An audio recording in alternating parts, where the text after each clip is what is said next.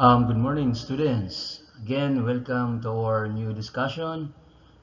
This discussion is our new topic for our second quarter, which is the second grading.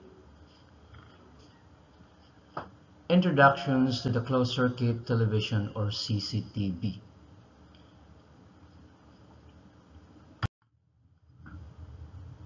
This is the second quarter, week 5 to 6, module 1.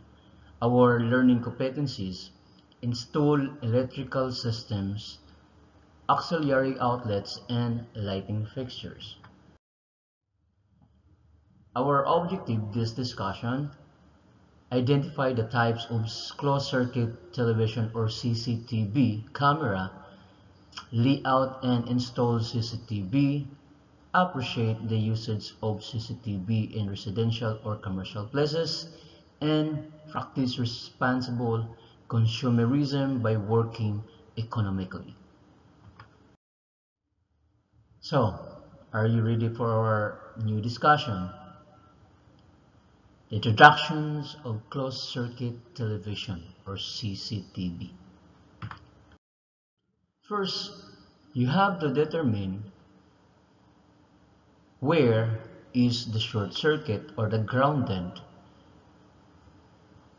by safety precaution. First, you have to turn off the circuit breaker and then find the grounding rod driven into the ground. Check the ground connection clamp if it is tightened or na-loosen na siya. So make sure the connection is tight and then check the devices that we were having grounding problem. This would be the standard procedure to identify the defects such as grounded circuit, because there are times na dili na to malikayan na there should be a grounded or short circuit na ma-encounter during our working area or when we perform our tasks na ma-electric shock ka or mag-groundan ka. So this would be the standard procedure. So before you proceed to your work, to make it safety. Now, let's go to our topic. What is CCTV camera?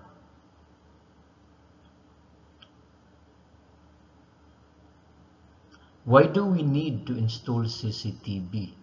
So, in your own opinion, nganong kinanglan man ta mag-install og CCTV, especially kana mga big establishment like malls or even houses, private houses that can afford to buy CCTV? What would be the purpose of the CCTV in your home or in establishment or offices? Now, the closed-circuit television or the CCTV system provides surveillance capabilities used in the protections of people, assets, and system. A CCTV system serves mainly as security force multiplier, providing surveillance for a larger area, more of the time than would be feasible with security personnel alone. CCTV systems are often used to support comprehensive security system by incorporating video coverage and security alarms for the barriers, intrusions detection, and access control. For example, a CCTV system can provide means of access and alarm generated by an intrusion detection system and record that event. So CCTV makes a big help aside from our security guard personnel. CCTV can record incident or accident during the time, and this would be your proof or evidence. So if there is a committed crime or stealing, especially in store, so this would be the, shall we say, evidence for that persons who commit that certain crime or stealing. Because of the configuration system in the DVR or digital video recorder, there is a configuration that sets the face detection or motion detection. Aside from the simple playback, you can go to the smart analysis that would initially detect that face detection or motion detection. So, ma-record niya ang whole event or pwede ka maka-shortcut na direct nimo makita kung kinsay ni sud kay naa may face detection. Kay pwede man nimo isip ang face detection or ang motion detection. So, ang whole event, mag-record nimo, dayon pwede nimo i-smart analysis. You can click the smart analysis sa iyang settings para makita directly nimo kung kinsa to'y galihok o kinsa to'y ning sulod o kinsa to'y mga tawhana because of the setting, which is face detection or motion detection. So what are the different types of CCTV cameras? So dili ra ingon na CCTV camera ang makita nato directly or mostly makita nato sa malls. Kung mutanaw ka sa babaw, naanay sa mga camera. So there are different types of that certain camera. It depends upon the brand of the DVR.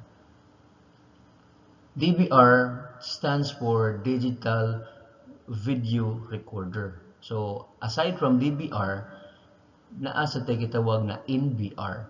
So ang DVR is record the footage or video or event analog and you can upload. But in NVR or network video recorder, by the use of the IP camera, you can store your video footage or events in the internet. Of course, we have to use the internet. So first, darker fighter technology cameras. These cameras can pick up colored images in very low light conditions. So this camera can adjust even in the low light. Especially this camera you can use this camera or install this camera in the darker place kay mo adjust man ni siya. So ENPR or LPR cameras, ENPR and LPR cameras are used to read and store data on registration plates. So this camera mostly installed in the streets. Katong mga overspeeding, katong mga reckless drivers, this camera can detect especially the plates, registration plates of a car or vehicle or motorcycles na makakuan sa street violations. ENRP stands for automatic number plate recognitions, while LPR camera stands for license plate cameras. So daghan ang mga gamit or daghang mga kinds of camera. The dome camera is one mostly commonly used indoor or outdoor security surveillance. This dome camera, I will show you these pictures after my discussion. So this dome camera, mostly we can see it in the malls. So naani siya sa nakita nato mostly sa mga parts sa malls na ani siya ang dome camera. So you can install CCTV in a very shall say sayon na siya pag-install, especially kung kamao ka na kay idea or na kay background regarding the installation. So this dome camera is mostly installed indoor. Dili ni siya pa igawas. Unlike with other cameras like katong mga ENPR, pwede to siya igawas outdoor to. But this dome camera, which is only, well, okay, it's can install indoor and outdoor. So pero mostly para dili maguba, you can install in indoor places. The bullet cameras are long and cylindrical shape and are ideal for outdoor use. So this bullet camera naa siya murag pandong. Aside from the dome na atay gitawag na bullet, ang dome wala siya murag cover, but ang bullet camera naa siya pandong sa babaw. Next is the same mount cameras can cover distance beyond 40 feet. Thanks to the possibility to use special lenses with these cameras, whereas standard CCTV lenses can only cover the distance of 35 to 40 feet. So, ang C-mount cameras can cover distance beyond 40 feet. So, 50 to 80 or 100 feet. Ang C-mount camera can cover that footage or video na maklaro pa. But the other cameras can only cover 35 to 40. So, it depends upon the lenses sa iyang features sa iyang camera. Then, the day and night camera, capable of operating in both normal or poorly lit environments or light environments. These cameras benefit from not requiring inbuilt infrared illuminators, as they can capture clear video images in the dark. So this camera can capture even at the night time. During night time, you can use this camera. You can install this camera. So these cameras, it depends upon the features. It depends upon the prices. So mas mahal, mas mayo ang features, mas dako ang iyang cover sa iyang makuha na footage, and ang iyang image during the footage clear, and even night kaya niya maklear ang naong sa tao. So next, the PTZ, the pan, tilt, and zoom. So these cameras allow the camera to be moved left or right, so panning. So pwede siya maliso-liso, and then up and down, which is like tilting, and even allow the lens to be zoomed closer or farther. These cameras are used in situations where a lifeguard or surveillance specialist in their operating security systems. Kasagaran makita na ni sa mga movie, especially in the kaning mga facilities like sa mga prisoners na aslay mga ingani na camera para makita ang mga prisoners na unsay gihimo. Kini mga Hollywood na mga salida, makita na to ni siya. But most of the countries in US or Europe, they are installing this pan, tilt, and zoom. I don't know if our country nag-install ba sila ani, but siguro naa, pero pipila lang because this camera is very expensive. So expensive sa ni siya. Ang mga features ani pwede gud nimo maliso-liso. So you can use your mouse when you monitor na ani siya mga settings sa iyang DVR na pwede nimo i-click na mo adto siya sa left or adto siya sa right or imo isa siya. Actually, murag naa na dahil ni sa Philippines naa na dahil na pwede siya dahil na magay mas mga pwede ra i-connect through mga kuans parehas anang mga LDT or globe na amni siya dahil mo tilt nga fan o mo zoom. So dili din iingon na expensive. So we can install this camera at home.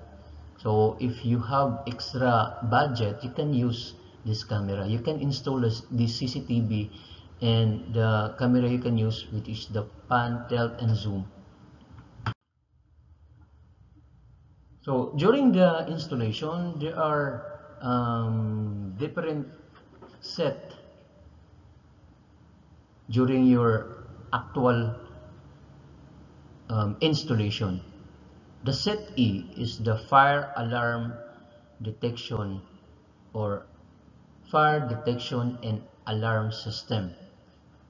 So in fire detection and alarm system is different connections in the set B, because set B is installation of the CCTV. Here I show you the layout.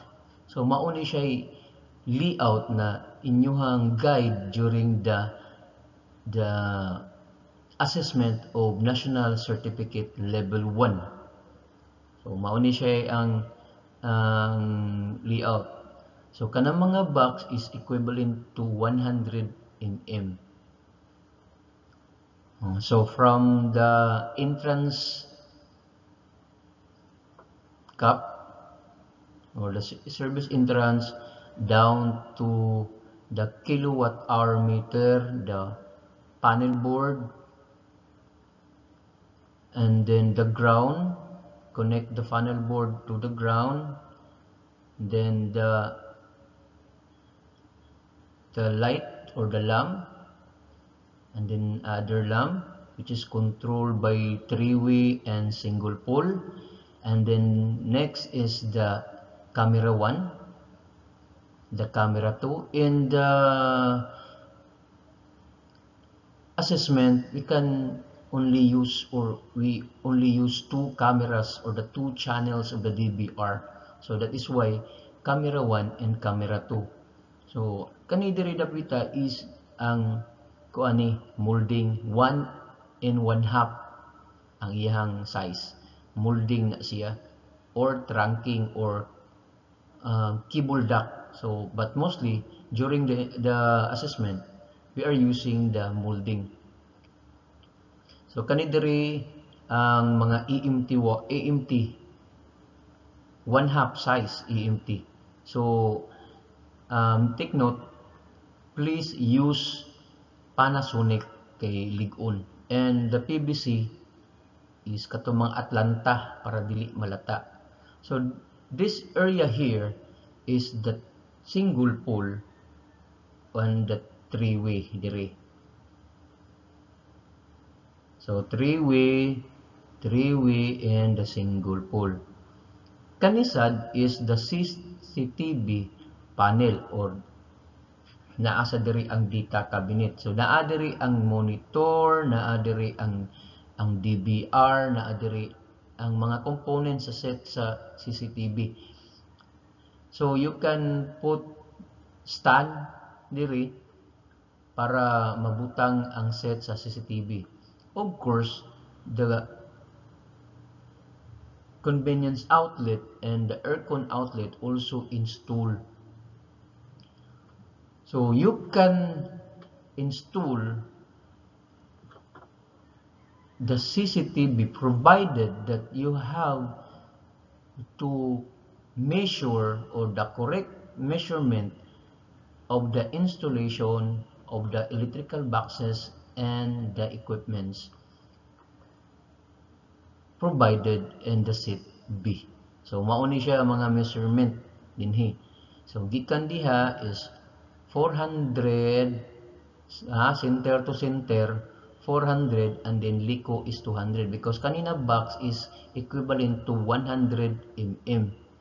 So I will teach you how to lay out and how to make the layout para ma-familiarize ninyo during the assessment. No need to look the guide para makuha ninyo ang sakto na measurement. So kani dire 450, dayon 350, 350, 150, 350, 300, and then 800.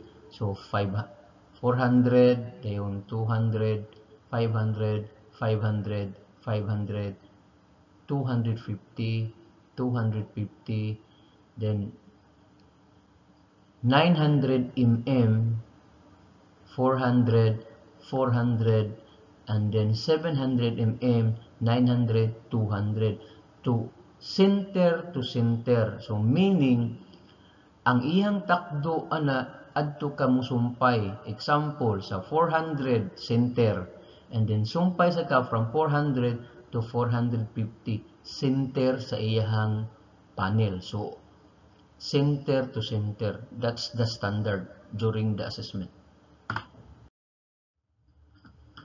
So this is the closed circuit television or CCTV.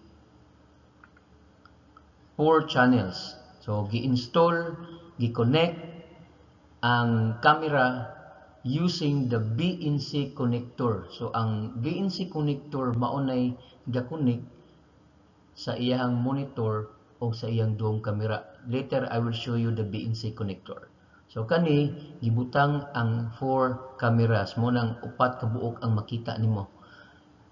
Kay most of the DVR is 4 channels, so pwede siya makonektahan og upat ka camera. So this is the adapter. So mauna siya adapter pareha sa imong laptop na naa siya adapter in para makonect didto sa iyang power supply o sa AC. So kanina adapter mao ni gigamit sa DVR or digital video recorder. So this is the camera, which is the dome and the bullet camera. So kani akong gingon ninyo, kani siya gitawag na to na BNC connector. You can buy a pre-made CCTV cable or included sa set sa imong CCTV. So kani mao ni BNC connector. Imo ni siyang ilak, i-connect then ilak. Next is kani siya diga-supply sa 12 volts. Kay most of the camera is 12 volts. You cannot directly connect this camera to 220 volts. Mubuto ni siya or masunog ni siya. So nag-supply ani niya is 12 volts. So naatay power supply na 12 volts i-connect sa 220, and then ang iyang output mao ang 12 volts para mo supply sa mga camera.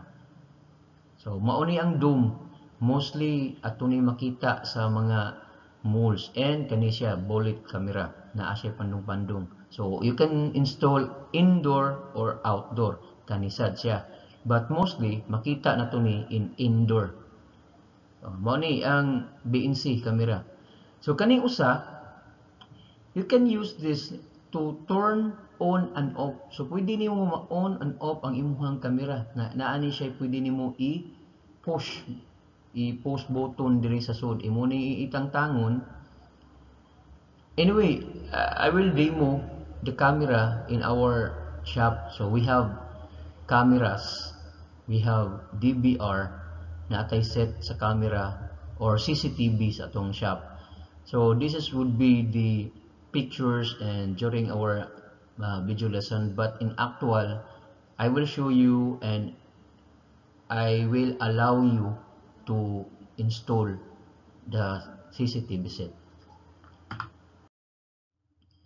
So this is the digital video recorder or DVR with BNC connector. So this is the BNC connector connect the first camera, and then the BGE. So BGE cable connect the DVR to the monitor. So makakita ka sa mga footage through this cable.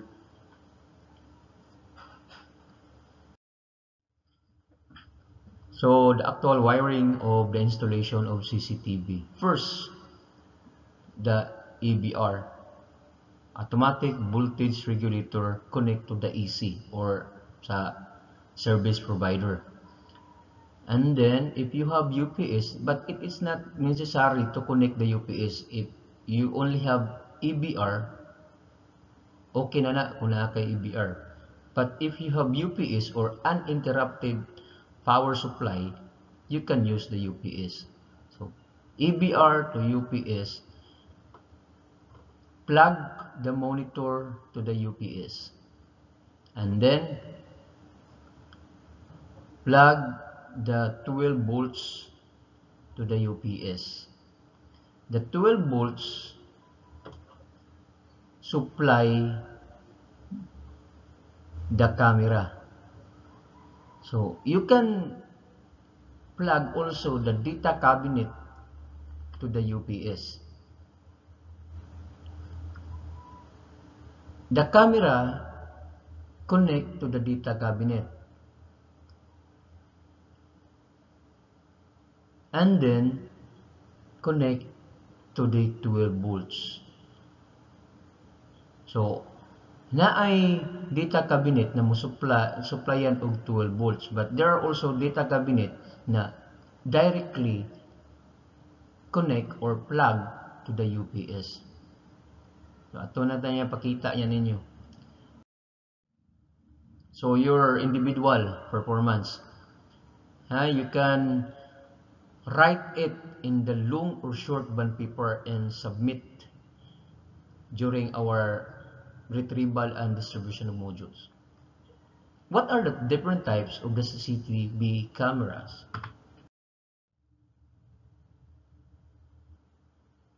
So these are the answers.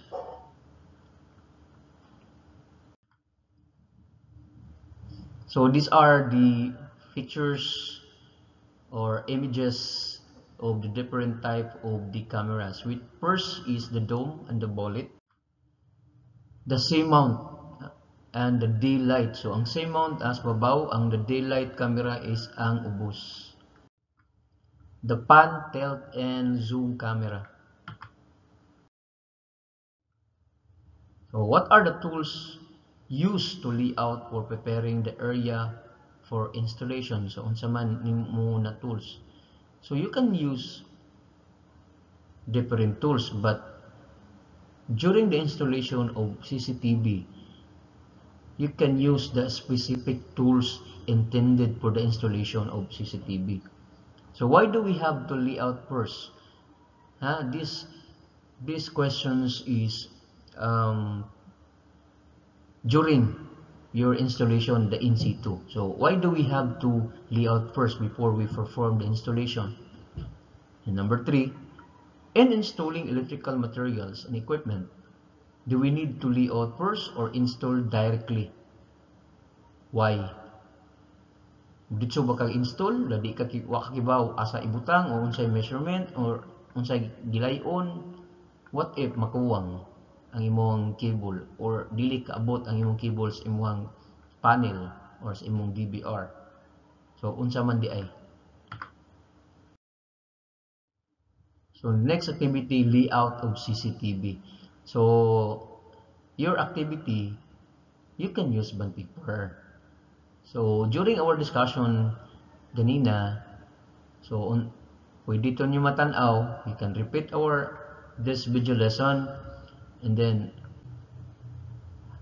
you have to draw the layout of CCTV. So katong Sheet B sa NC2 assessment. And then list of material used in CCTV installation. So what are the set of CCTV? Unsa man to siya? Unsa man to mga input or output na mga materials na pwede nimo gamiton na para ma-set nimo ang CCTV cameras.